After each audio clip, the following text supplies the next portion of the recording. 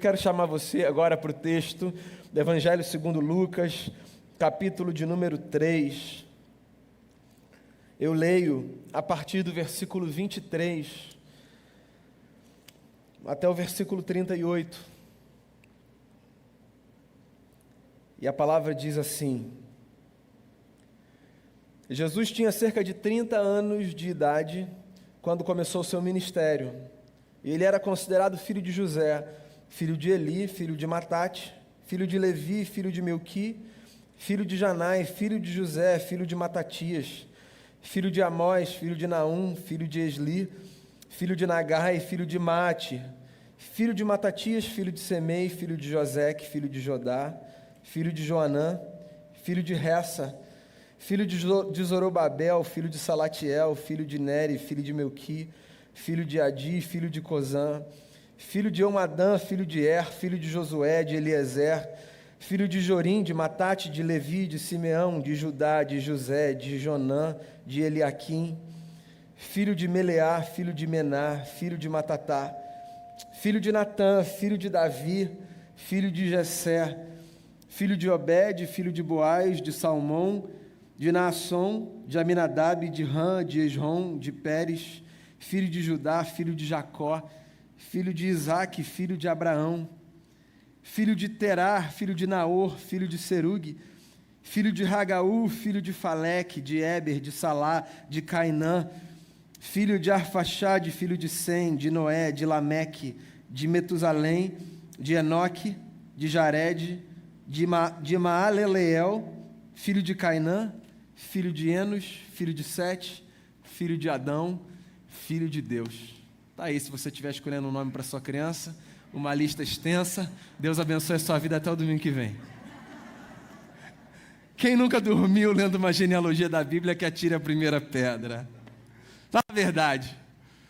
Aqueles textos de nomes que nos são, pela nossa cultura, estranhos, a maior parte deles, difíceis, inclusive, de serem pronunciados, uma espécie de trava-língua gospel, que apontam histórias que nem aparecem nos seus detalhes, são apenas nomes que às vezes não nos encaminham para direção nenhuma, uns no Antigo Testamento, outros no Novo. As genealogias da Bíblia, eu não sei se você já se perguntou para que elas servem, por que elas estão ali, qual é o seu propósito. A gente podia passar aqui um tempo discutindo sobre os propósitos das genealogias bíblicas. Eu gosto de me lembrar sempre que eu me deparo com um texto como esse, de um que talvez me seja o maior propósito dos registros das genealogias que aparecem não apenas na Bíblia, mas em outros anais. As genealogias, elas são um registro da memória da nossa história. Elas podem não contar os detalhes de quem nós somos, mas elas sempre nos lembram que nós viemos de um lugar. As genealogias nos trazem a lembrança de que ninguém está aqui no vácuo, de que a história de nenhuma pessoa está desconectada da história de outras pessoas, porque para o lado, para trás e para frente, nós sempre estamos linkados, não apenas ao nome, mas à trajetória de muito mais gente do que a gente pode imaginar. Os evangelhos apresentam duas genealogias associando-as a Jesus de Nazaré. Mateus oferece uma genealogia e Lucas oferece uma genealogia. Os evangelistas escrevem com propósitos distintos, para públicos distintos. A Bíblia é um compilado de muitos livros que se propõem a objetivos diferentes. Por exemplo, nos evangelhos, Mateus, assim diz a tradição, é aquele que escreve a sua obra direcionando-a para os judeus do seu tempo. E diz a tradição que Mateus escreve o seu evangelho com o propósito de destacar a realeza de Jesus. O objetivo dele ao escrever sobre o Cristo é o de mostrar que o Jesus nascido de Maria, filho de José, era da linhagem de Davi. É por isso, por exemplo, que a genealogia de Jesus, tal qual Mateus nos apresenta, nos aponta exatamente nessa direção. Ela vai para Davi. porque de Davi viria o rei de Israel, o prometido. Lucas escreve com outro propósito.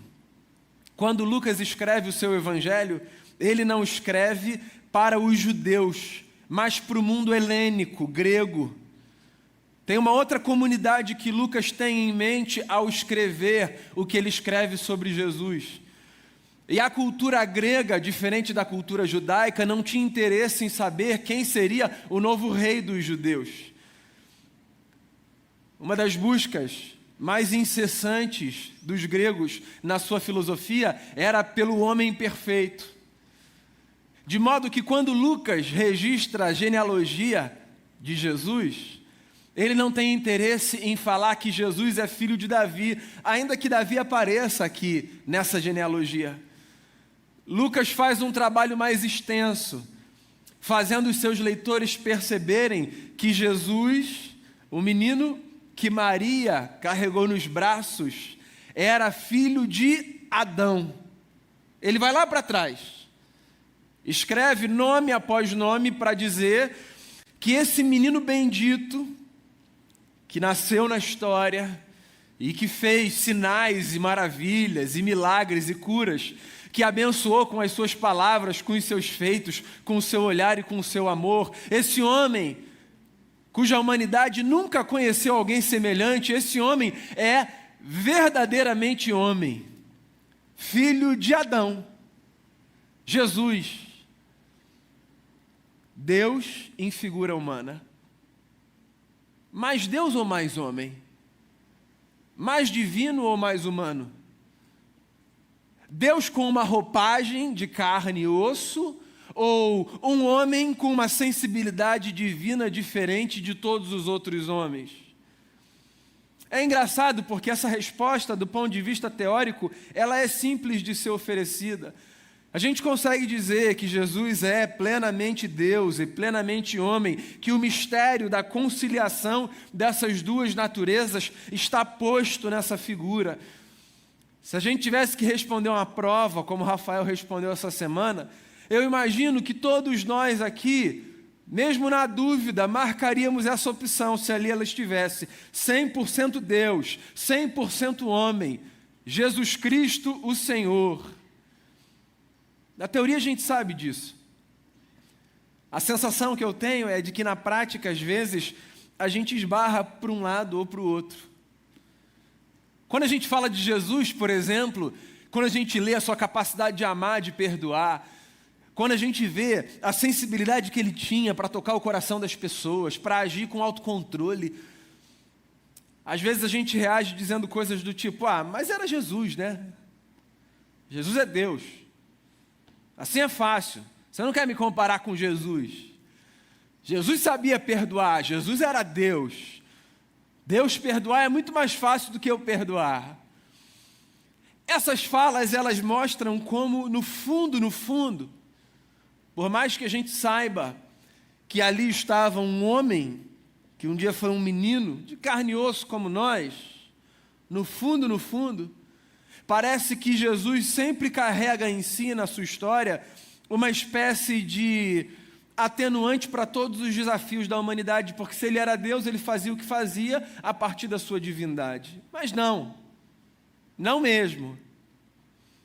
É muito importante a gente pensar no Natal de Jesus enquanto essa proclamação misteriosa de que Deus, quando chegou para viver plenamente como um homem. E por que isso é importante? Porque é apenas entendendo esse mistério de que Deus se fez carne e viveu plenamente como homem, como um filho de Adão, que eu e você podemos remodelar a nossa humanidade. Sim, a gente precisa valorizar a humanidade de Jesus, esse sujeito belo e virtuoso que ele foi, esse que andou entre nós, vivendo com virtude, como disse semana passada, se sujeitando às limitações que a humanidade nos traz a todos, se sujeitando à obediência às leis que nos regem, e vivendo como um homem, inclusive, que valorize a minha humanidade. Reconhecer a humanidade de Jesus significa admitir que ou a gente valoriza a nossa humanidade, ou a gente não entendeu o tipo de vida que a gente tem que viver. Não sei como você foi educado religiosamente falando, mas é possível que você tenha sido educado num contexto religioso cristão, que ensinou a você, ou verbalmente, ou tacitamente, que se você tiver que escolher uma coisa para valorizar, então escolha as coisas espirituais. Porque essa matéria, é o que diziam para a gente, ela inclusive vai se perder. Num determinado momento a gente não vai estar mais aqui, essa matéria vai voltar para o pó da terra e se misturar ao pó da terra, e nós seremos espírito diante de Deus. É possível que você tenha sido educado ou educada num contexto cristão a partir dessa percepção. Com todo o meu respeito, eu quero dizer a você que essa educação foi equivocada da perspectiva bíblica. Porque nós não somos um espírito preso numa matéria. Nós somos essa junção misteriosa de boneco de barro, para fazer uso da metáfora do Gênesis, com sopro divino. De modo que nós só somos o que somos se nós nos percebermos como essa gente que é composta tanto por matéria quanto por hálito de Deus, sopro de Deus. O que significa, consequentemente, que se nós queremos viver a plenitude do propósito de Deus para a nossa vida, nós precisamos cuidar do que quer que signifique o que a gente chama de espírito ou espiritual, mas também do nosso corpo. Sim. Daquilo que é tangível, daquilo que um dia a gente sabe que a gente vai perder, mas que, eu acho que você sabe, a gente também vai recuperar. É engraçado como a gente lê a história até a 3ª página. A gente fala assim, ó, isso aqui a gente vai perder, como eu mencionei ainda há pouco. Só que, tudo bem, mas e a notícia da ressurreição? No corpo, do corpo? Não é ela uma valorização exatamente da matéria, uma lembrança de que isso aqui também importa? Não é ela um manifesto de que se a gente quer viver bem, não basta apenas a gente se trancar num quarto e fazer oração e ler a Bíblia para cuidar do nosso espírito, mas basta também que a gente se ocupe do cuidado das nossas relações para que elas sejam saudáveis, da maneira como a gente se porta no nosso trabalho para que a gente viva de maneira civilizada e respeitosa, da maneira como a gente vive os nossos relacionamentos nas instâncias mais diversas. Se isso aqui importa, se eu não sou apenas um espírito preso num corpo, mas se eu sou um homem, e se eu tenho como modelo um Deus que se fez homem, se a beleza do Natal é me lembrar que existe uma humanidade que carregou em si a plenitude da divindade, então isso precisa me servir como lembrança da necessidade de eu cuidar todos os dias integralmente de quem eu sou. O caminho que eu estou apontando a você nessa manhã é: fuja de uma espiritualidade que parece sugerir que há crescimento e grandeza apenas ao cuidar daquilo que é intangível no seu ser, carregado de roupagem religiosa, mas que faz você desprezar aquelas dimensões da sua vida que tem a ver com os passos que você dá nesse chão que você pisa. Na prática, num português mais claro, não adianta eu ser um homem de oração se eu for um sujeito de palavras duras e truculentas no meu casamento, na minha relação com os meus filhos, no meu trabalho, nas minhas amizades. Não adianta. Não adianta. Não adianta eu mergulhar de cabeça nesse livro, com toda a minha fé de que Deus, pelo seu Espírito, me fala através dele, se eu ignoro todas as outras literaturas e realidades e ciências que são produzidas e norteadas para orientarem a nossa vida. Não adianta. Não adianta eu me alimentar todos os dias do que está aqui, acreditando que em me alimentando todos os dias do que está aqui, eu sei de tudo que eu preciso para compreender a vida, porque na vida existem outras fontes de informação que não são postas em pé de igualdade na perspectiva da importância mística que carregam sobre nós, mas que são fontes constitutivas da vida que a gente deve viver. Aqui não tem orientação científica para você, aqui não tem prescrição médica para você. Aqui não tem descrições que respondem a perguntas que têm sido feitas recentemente, mas que não foram lá atrás. Aqui não tem isso. Você não encontra a resposta na Bíblia para todas as perguntas da vida. Talvez tenham dito isso a você também naquela educação que você recebeu lá atrás. Todas as perguntas que você precisa fazer tem resposta aqui para elas. Não, não tem. Todas não. Se você perguntar assim, o que eu almoço hoje? Você acha que vai ter aqui bife com fritas? Não tem, querido. Não tem essa orientação. Não tem aqui resposta para todas as perguntas da vida. O que não coloca a gente nesse lugar de tratar o livro como se ele fosse insuficiente. O que só faz a gente perceber que justamente porque nós somos gente na sua plenitude, na sua integralidade, justamente porque nós somos humanos, nós precisamos nos oferecer para a vida, buscando entender a vida a partir de toda a nossa humanidade, o que significa considerar aquilo que está aqui como fonte de inspiração e de sabedoria para a gente nortear a nossa história. É evidente. Não preciso provar a você o valor que eu dou a esse livro, certo? A gente pode passar por cima disso, né? Mas entendendo que a nossa cabeça precisa estar um pouquinho mais aberta para a gente entender o que acontece no mundo, o que se passa, como as coisas são. Mais um exemplo? Porque você é humano, demasiadamente humano, e não apenas um espírito aprisionado numa matéria. Não adianta você achar que você cumpre a sua vida vindo para cá regularmente, dominicalmente, semanalmente, mas se abstendo do mundo em todos os outros lugares, como se essa aqui fosse a sua clausura, o seu espaço de proteção, o único lugar que você precisasse se dirigir. Porque é possível que você tenha sido educado assim também. Bem, eu sou crente. Então, se eu sou crente, o meu lugar é a igreja. E tudo aquilo que não for igreja, eu acho que eu não vou. Ou tudo aquilo que não tiver a ver com a igreja, eu acho que eu não vou. E, inclusive, se tiver algum espaço que alguém me convidar para ir, que na minha cabeça eu achar que de fato não tem nada com a igreja, eu não vou em hipótese alguma. Essa é a mentalidade de muita gente, que por detrás carrega em si exatamente essa convicção, de que o que a gente precisa está aqui, casa de Deus. Mas e fora daqui? Não, fora daqui não tem problema, já está passando, a gente já vai subir, a gente já está indo daqui a pouco, a gente é peregrino aqui, a gente já vai para lá. A gente precisa só cuidar para a gente não se perder aqui, nesse tempo que a gente tem de vida, não vacilar, cuidado, não vacila, que a gente está aqui só de passagem, não dá mole. Aí sabe o que acontece na prática? A vida do cristão é uma tensão aqui, ó, que ele carrega, porque ele está o tempo todo nessa esteira, tentando correr, chegar do outro lado para não cair, não se perder, assim, porque o lugar dele é o céu, é para lá que ele vai. Mas calma aí, gente, não foi para cá que Deus nos trouxe? E mais um negócio, não foi para cá que Deus veio? Não é que ele apareceu no céu dizendo assim, pessoal, estou aqui, hein? Daqui a pouco vocês sobem. A notícia não é essa. A notícia é ele veio para cá. Ele fez desse lugar a sua casa. E ele veio viver como um homem. E se ele valorizou a humanidade, a gente precisa valorizar a nossa.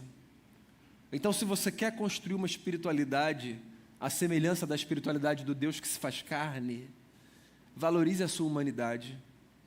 Eu não me impressiono com as pessoas que oram a oração bonita, ou que recitam os textos. Uma igreja, hoje já deve ter uns 11 anos, ele estava chegando na comunidade ainda, com a família dele.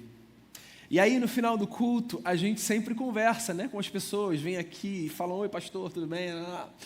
E aí, a mãe desse menino se aproximou aqui com uma cara que dizia assim, pelo menos na minha leitura, não é nada, mas por favor, me dá 2 minutinhos. Sabe aquela cara de... O menino estava ali com uma cara meio que assim, de super impressionado. Sabe? E aí, ela disse assim, Daniel, faz uma gentileza, fala para ele que você não é Jesus. A leitura que eu fiz foi a seguinte, ela devia estar falando para o menino assim, ó, vamos na igreja, a igreja é a casa de Jesus. Aí tem esse cara que está todo domingo lá na frente, a casa de Jesus, ele que está falando, está todo mundo olhando para ele, quem é esse cara? Jesus. Eu achei o máximo, vamos combinar, né? Porque assim, Jesus, essa é uma comparação bacana. Daí, olha só, a história não acabou não. Quando o culto acabou, eu fui para o carro, Denise, as crianças. A gente quase não se encontra aqui na igreja, que a Denise está sempre servindo lá no ministério, com as crianças e tal. Então, eu vivi a minha experiência ali de semelhança de Jesus sozinho. Mas eu precisava falar para alguém que eu estava muito orgulhoso de ter sido confundido com Jesus. Pô, cheguei no carro e falei assim, amor, você não sabe o que aconteceu, cara. Fulana veio aqui e pediu para eu dizer para o filho dela que eu não era Jesus. Ela não deixou eu acabar a história, ela falou assim, ó, Jesus. Você está entendendo a dificuldade de você fingir perfeição para quem te conhece? Você entendeu o meu ponto? Não dá, meu amigo. No máximo, para aquele menino de 5 anos. Estamos bem casados, fiquem tranquilos. Mas assim, não dá para fingir perfeição. Me conhece nas entranhas. Nas entranhas. Os meus maiores defeitos, os meus maiores problemas. Não dá. Mas dá para viver essa utopia de querer ser melhor todos os dias. Isso dá. Porque, é claro, estou mais perto de Jesus, amor. Mais ou menos mais perto. Obrigado aí. Eu não devia ter feito essa pergunta. Mais ou menos mais perto de Jesus. Mas, olha só. Todos os dias a gente acorda pensando, Senhor, dá para ser melhor do que foi ontem? E se dá para ser melhor do que foi ontem, cadê o modelo para eu seguir? Pois o modelo está aqui, pessoal. A humanidade de Jesus é um parâmetro para a nossa. Agora, por quê? Mais ou menos, sabe? Só é mais ou menos porque assim ninguém consegue sozinho dar conta de chegar lá. A humanidade de Jesus, essa é a minha terceira contribuição para você. Ela é uma lembrança de que a nossa humanidade pode ser redimida. Porque eu posso me esforçar todos os dias para ser melhor, o melhor marido, o melhor pai, o melhor amigo, o melhor pastor. Eu posso me empenhar todos os dias. Mas eu não dou conta de chegar lá sozinho. Quem faz de mim um igual a Jesus, não na vida, mas nesse lugar do status, é a graça de Deus, que transformou o unigênito do Pai no primogênito de muitos irmãos e irmãs. Esse é o mistério da graça. A gente nunca vai viver aqui a perfeição que um homem viveu, Jesus de Nazaré. Mas você sabe que aos olhos de Deus, todo mundo é tratado como se fosse como Jesus? Porque por causa do Filho, Deus nos fez filhos e filhas. E aquele que era sozinho o herdeiro de todas as coisas, ele partilhou com todos nós a sua herança. De modo que, mesmo vivendo a nossa humanidade nesse lugar de contradição, mesmo vivendo a humanidade nesse lugar de profunda contradição, quando Deus dos céus olha para nós, o que Ele vê em nós é o que uma comunidade no primeiro século viu quando olhou os seguidores de Jesus e resolveu chamar aquela gente de cristãos, pequenos cristos. Deus nos olha e enxerga em nós uma humanidade redimida pela graça de Jesus. É por isso que aquela canção que a gente ouviu, ela embala tanto o meu coração, tanto. Quem diria, né? Quem diria que aquele menino que foi parar nos braços de uma mulher salvaria a humanidade, daria vista ao cego, faria o coxo andar, acalmaria a tempestade com a força da sua palavra. Quem diria que ao beijar a face daquele menino, aquela mulher estava beijando a face de Deus? Há muitas versões nas religiões mais antigas que contam que Deus um dia se fez figura humana. Sabia disso? Nós não somos os únicos entre os religiosos a dizerem que Deus um dia pisou aqui. Os egípcios diziam isso. O faraó era a encarnação de uma divindade. Os babilônios diziam isso. Os romanos diziam isso nos dias de Jesus. O César era a encarnação de uma divindade. Mas você sabe que essa notícia do Natal de Jesus, ela é a subversão da subversão. Porque nas religiões desde as mais antigas, Deus sempre que aparecia entre os homens, aparecia no mesmo lugar, o palácio, com o mesmo propósito, para validar uma dinastia, definindo o sucessor de quem estava no poder. Aí entre os judeus, aparece uma história de que numa pequena cidade chamada Belém, a poucos quilômetros de Jerusalém, na Judéia, Deus havia aparecido em figura humana. Só que em Belém, não em Jerusalém. E de uma família que, ainda que a gente tome como santa, não era uma família de muito prestígio. Viviam inclusive em Nazaré da Galileia, e pode alguma coisa boa vir de Nazaré da Galileia. Quando essa família foi para Belém da Judéia, por causa de um recenseamento, não tinha nem espaço em casa nenhuma para essa família ser acolhida. De modo que, você conhece a história, o menino Deus teve que nascer numa estrebaria entre os animais. Você sabe o que eu fico imaginando ao ouvir essa história da encarnação de Deus, contada pelos evangelhos? Eu fico imaginando as pessoas de Belém, ouvindo a notícia e dizendo entre si: e agora? Como é que a gente vai identificar esse menino? Como é que a gente vai saber quem é Deus? Porque se estivesse no palácio, se fosse filho de um rei, bastaria que a gente se dirigisse a um lugar e a gente veria a face de Deus. Jesus estava ali num canto, pelo qual muita gente deve ter passado sem nem olhar, entre os animais, numa manjedoura. Essa notícia é muito poderosa e muito subversiva. Ela lembra a gente que Deus aparece nos lugares mais inesperados. E também lembra a gente que se hoje a gente quer continuar vendo a face de Deus, a gente precisa aprender a olhar no olho das pessoas com atenção e com cuidado. Na face de uma criança comum, Deus apareceu entre os homens. Na face de uma criança comum, aquela criança que Maria carregou nos braços. Olhe na face do seu próximo, porque sobre todos nós, Deus soprou o seu Espírito. Todos os que aqui estamos carregamos o Espírito do Cristo, de modo que, para vermos Deus, se Jesus já não está mais em carne e osso entre nós, só nos resta um caminho: olharmos com atenção a face dos nossos irmãos e das nossas irmãs. Vamos ouvir mais uma vez essa canção, depois nós oraremos e seguiremos com a nossa celebração.